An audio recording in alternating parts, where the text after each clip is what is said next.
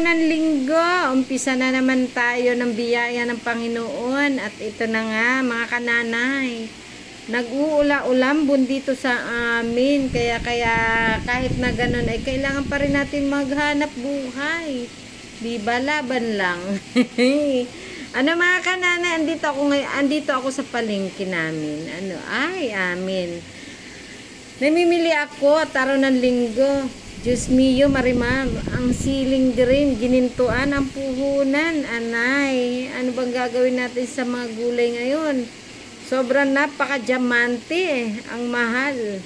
Sobra, 390 ang puhunan ng 1 kilo ng siling green. Alam nga na hindi tayo bumili, wala tayong paninda, diba? Pikit mata.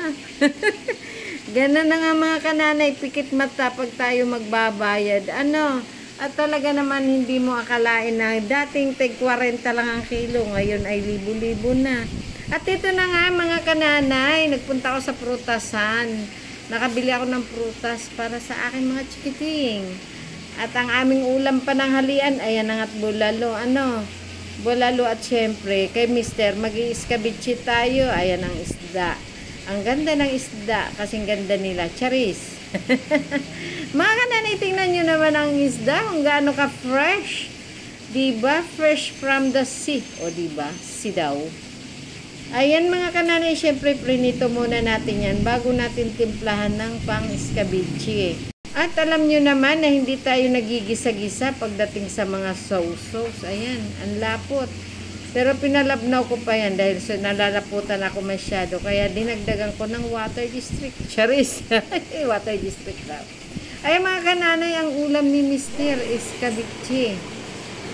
Ganyan lang ang magluto ng escabeche. Napakasimple lang. Luya, sibuyas, bell pepper, carrots, at syempre may suka. Ayan mga kananay, kain na tayo. Ayan ang aming ulam pananghalian, bulalo at escabeche. Ayan ang aming pagsasalu-saluhan ngayong tanghalian dito. Kaya kain tayo mga kananay, ulam namin pananghalian. Ayan, at nagsimba nga kami. At unang linggo ng December, naghingi biyaya sa langit. Ayan. Salamat sa Diyos at kami binigyan ng kapayapaan ng puso't isip. Thank you Lord at pinagbigyan mo ako makapag-offer. Ayan mga kananay, yan ang ganap namin ngayong linggong ito. Salamat at December 1 na. Thank you Lord. Thank you sa lahat ng blessing na aming natatanggap. Lord, kayo na pong bahala sa amin.